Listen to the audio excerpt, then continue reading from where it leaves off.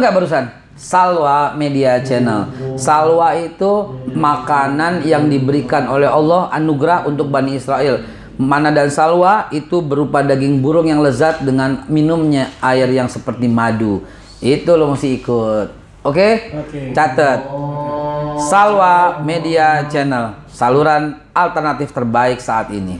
Bantu subscribe dan Subscribe, jangan lupa. Oke? Ini bunga sudut malam. Setiap sudut kita bunga sudut malam. Saya juga tanya waktu masih kecil, kenapa ini?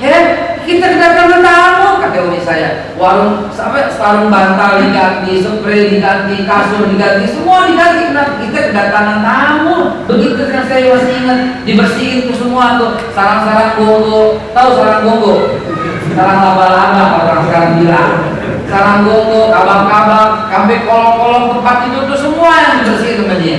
WC disikat sama dia. Dulu kata ada pembersih pakai air keras dicampur air dulu, ya. Sekarang buat siram kayak orang, gila nggak lo?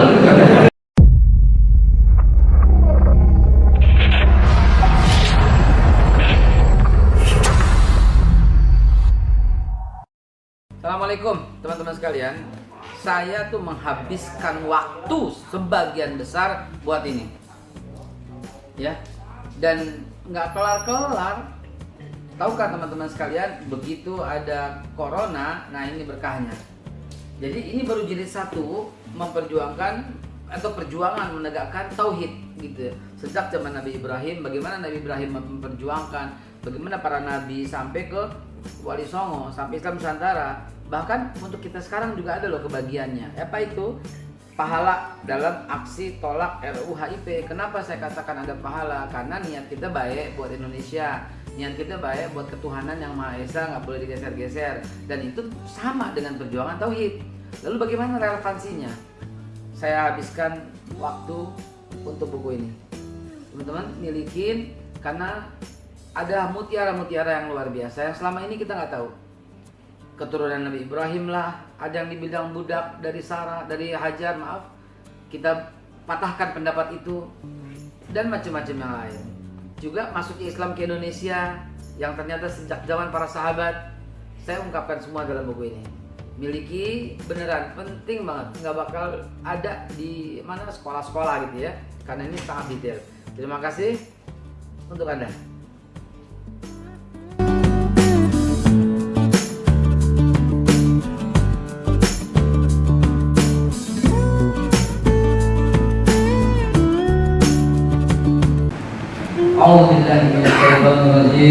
Bismillahirrahmanirrahim. Assalamualaikum warahmatullahi wabarakatuh. Innal hamdalillah wa syukurillah ala ni'matillah wassalatu wassalamu ala rasulillah sayyidina Muhammad bin Abdullah wa ala alihi wa sahbihi wa mawala. Marhaban ya syahrul Ramadan, marhaban syahrul siyam. Ma'asyiral muslimin wa jibratal mu'minin rahimakumullah. Saya ingin antum Bapak Ibu sekalian semua membayangkan, betul-betul membayangkan, betul-betul membayangkan teman kita yang sudah lama tak berjumpa, mungkin teman SD, tiba-tiba telepon ke rumah kita dan berkata, saya akan datang, saya jadi orang kaya sekarang. Bisa, mudah-mudahan beneran ya. Saya jadi besannya Sultan Hasan Al-Bolkiah. Bisa, mudah-mudahan beneran. Kemarin saya dikasih hadiah sama Sultan 200 miliar rupiah buat jajan. Saya ingat misal temannya Rustam. Tam, dari ngapain Tam? Bisa. Tam, dari ngapain Tam? Ingat gak buku Tam? Jawab. Oh ingat. Pak, kalau terawih nggak boleh serius, santai aja. Kalau terawih serius, buncok kita teriak gitu beneran. Kalau kajian kita serius, ya, karena bersambung materinya. Ini terawih, kedarangannya santai. Tam, yang ngapain Tam buat teman SD lu Tam? Ingat nggak Tam? Tam, kalau gue sukses kan, gue dekat jadi besan, anak gue dilamar sama Sultan. Tadi gue kemarin ke rumah Sultan, gue dikasih duit 200 miliar. Gue dinazar kan, kalau gue kaya gue kasih lu separuh. Nah, gue mau transfer ke lu 100 miliar ya. Kira-kira gimana Ustaz? Kira-kira menurut pandangan itu bagaimana kira-kira? Bisa. Bisa pingsan kan? Bisa pingsan. Akhirnya temennya bilang begini, Pak, Kang, gue mau ingat rumah lu ya. Kira-kira persiapan apa yang Ustaz lakukan kira-kira? Nasi padang. Pak, kalau 100 miliar mah kurang Pak, nasi padang Pak. Ya Allah, ente jangan dong gitu kan. Restoran Padang ini bawa kalau lu 100 miliar. Bukan nasi padang, nasi bungkus Padang mah itu kan 10.000, 20.000 gitu. Ini 100 miliar. Kamu mengingat rumah lu kan, kira-kira apa yang Ustaz lakukan kira-kira? Apa yang Anda lakukan saudara Pak Ustaz? Berikan yang terbaik. Berikan yang terbaik, contohnya apa? Kamu mengingat ke rumah lu ya, kira-kira. Ini teman SD antum Pak Ustaz. Kira-kira apa yang Anda lakukan? Kira-kira WC diganti nggak? Diganti dong.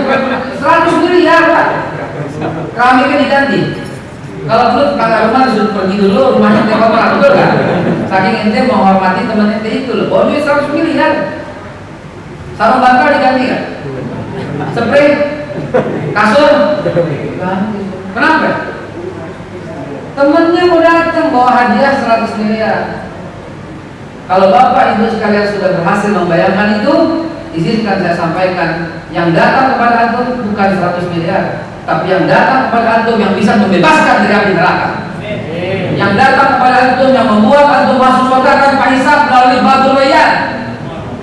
Yang datang kepada antum adalah yang membawa rahmat. Yang datang kepada antum yang bisa menghapuskan semua dosa. Man shoma Ramadan imanan wa ihtisaban, ghufira lahu ma taqaddama min dhanbi. Yang datang kepada antum ini, masya Allah, man fariha bi dukhuli Ramadan harramallahu jasadahu 'ala nar. Siapa yang gembira dengan datangnya tamu Ramadan, diharapkan jasadnya oleh Allah dalam api neraka. Jangan dikatakan dhaif ini hadis, Pak. Ya, yang bilang dhaif setelah selesai kita selesaikan secara jantan di sini. Maksudnya secara jantan ke secara dari ya. Kalau ngajinya belum jauh jangan main doa dhaif deh ya. Kalau mainnya kurang jauh jangan bilang dhaif dulu dah ya. Hadirin keluarga Allah Subhanahu wa taala, ini dia fakta. Dan ini bukan bayangan. Wallahi wa billahi, ini bukan bayangan. Ini nyata. Yang datang kepada antum itu membebaskan dari api neraka. Yang datang kepada antum ini yang membuat kita menjadi bayi kembali karena ghufira lahu ma taqaddama min dhanbi. Diampuni semua dosanya telah lalu. Yang datang kepada antum ini yang membuat masuk surga tanpa hisab, yaitu disediakan pintu khusus namanya babu rayyan. Kira-kira sobok malaikat berapa duit untuk masuk ke surga tanpa hisab? Mana mungkin saudara. Maka kalau antum gembira dengan datang teman yang bawa 100 miliar, demi Allah harus lebih gembira dengan datangnya bulan suci Ramadan. Kalau ternyata dalam hati kecil kita ada berkata, ya elah, jangan susah pakai puasa lagi, istighfar. Istighfar. Ada kemunafikan dalam hati itu. Betul-betul ada kemunafikan. Saya berani mengambil dalil kemunafikan karena surat Nisa yang menceritakan bahwa kamu ila salat, kamu salah. Ciri-ciri orang munafik ketika diajak buat salat, dia berdiri dengan salat dengan malas-malasan. Maka salat rukun Islam. Maka kita similiarkan, kita samakan, kita kiaskan gitu loh. Ketika berduka bulan Ramadan datang, demi Allah orang itu punya sifat munafik karena orang beriman pasti gembira. Nabi Musa, Bapak Ibu sekalian, Nabi Musa kurang dekat apa Nabi Musa kepada Allah? Nabi Musa itu kalamullah. Dalam kitab Durratun Nasihin dikatakan Nabi Musa itu minta kepada Allah untuk jadi umat Nabi Muhammad. Asbabul wurudnya kenapa Nabi Musa minta?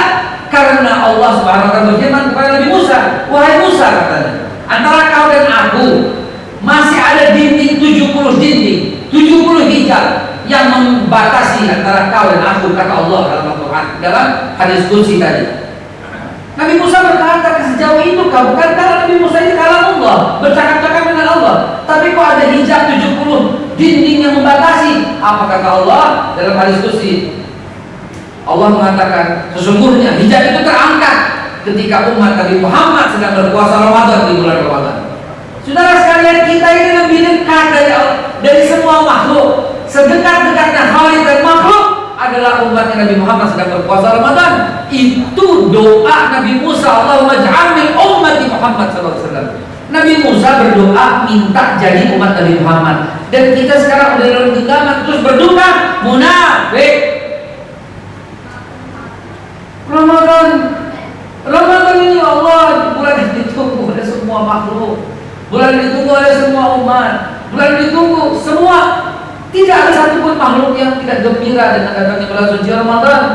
Hatta orang kafir, tanya ada orang kafir yang punya pabrik-pabrik, omsetnya naik di bulan Ramadan. Walaupun dia gembiranya karena sisi ekonomi, tapi saya Pak 15 tahun Pak sebagai supplier, sebagai distributor, tahu banget Pak, beneran tahu banget. Yang kagak ada hubungannya tetap naik.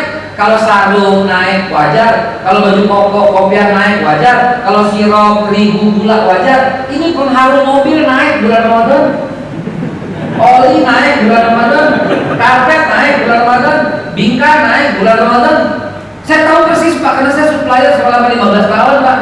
Artinya apa? Memang Ramadan bulan berkah kok. Memang Ramadan ditunggu-tunggu kok. Karena itu dengan datangnya bulan suci Ramadan kita kudu gembira. Gembira segembira-gembiranya. Maaf, saya tidak bicara etnis, tapi seorang Chinese, wali kota Singkawang, namanya siapa tuh wali kota tuh? Chiang Chumi. Hah? Chiang Chumi. Apa aja lu ya? Wali kota Singkawang, dia orang non-muslim, etnis Tionghoa. Ramadan datang, dia perintahkan bikin obor, bikin lampu sebanyak 1442 obor di seluruh kota Singkawang. Kenapa? Karena dia gembira dengan datangnya bulan suci Ramadan. Ini etnis Tionghoa Nasrani loh. Dia sambut dengan 1442 obor seluruh kota Singkawang. Dia perintahkan stafnya semua untuk menyantuni semua masjid yang ada di kota Singkawang. Coba gitu bayangan. Maaf, saya lagi kagum dengan beliau. Begini maksud saya, andai kata semua wali kota yang ada di seluruh Indonesia, dari Aceh sampai Papua menyangka begini, alangkah gembiranya bangsa Indonesia dengan datangnya bulan suci Ramadan, saudara. Ya, ini dicontohkan oleh seorang non-muslim dan Tionghoa. Artinya apa? Artinya udah tidak ada lagi batas jarak untuk kita menghormati orang selain daripada disekat-sekat oleh suku lah, oleh agama, oleh apa, tidak lagi, saudara. Mari kita bangun Indonesia baru yang betul-betul menghargai semua. Saya nggak habis pikir ada wali kota demikian. Andai kata itu diikutin, maka jadinya apa gitu kan Indonesia? Meriah banget nyambut bulan suci Ramadan. Dan kalau itu terjadi, bukankah ini tanda syiar daripada syiarillah? Dan syiarnya ini tanda takwa. Takwa dalam definisi masing-masing. Dalam definisi orang beriman, tentu ini adalah menepati apa yang akan Allah pastikan kedatangan, yaitu apa? Wa an'amal qura amanu wa taqaw la fatahna 'alaihim barakatin minas sama'i wal ardh. Kalau sekiranya penduduk kampung beriman dan bertakwa, niscaya akan mencurahkan keberkahan yang datang dari langit dan dari bumi. Saudaraku, mari sambut bulan suci Ramadan. Yang belum nyambut istighfar dah. Beneran Pak, istighfar dah. Ada apa kok kita nggak nyambut bulan suci Ramadan? Maaf, bukan saya bawa suku, saya orang Tanah Abang. Umi saya asli orang Kebon Kacang, orang Betawi asli Tanah Abang. Dia kalau nyambut bulan Ramadan, kita di rumah tuh dibikin bingung, rumah dikaburin sama dia. Dikabur tuh maksudnya dicek. Zaman dulu nggak ada SCI, dulu nggak ada. Adanya kabur kasih air dicek. Dikaburin tuh rumahnya, dikaburin jadi putih bersih gitu loh. Malam bulan pertama Ramadan udah pasti rumah tuh wangi, nggak ada semprotan grade, nggak ada. Adanya bunga sudut malam. Setiap sudut ditaruh bunga sudut malam. Saya juga tanya waktu masih kecil, kenapa nih Mi? Kita kedatangan tamu, kata umi saya. Warung sampai sarung bantal diganti, spray diganti, kasur diganti, semua diganti. Kenapa? Kita kedatangan tamu. Begitu yang saya masih ingat, dibersihin tuh semua tuh sarang-sarang gonggo. Tahu sarang gonggo? Sarang laba-laba kalau orang sekarang bilang. Sarang gonggo, kabang-kabang, sampai kolong-kolong tempat itu tuh semua yang dibersihin sama dia. WC disikat sama dia. Dulu kata ada pembersih pakai air keras dicampur air dulu, ya. Sekarang buat siram muka orang, gila nggak lo? Air keras ya. Sembatannya nyindir sedikit ya. Dia tengah Ramadan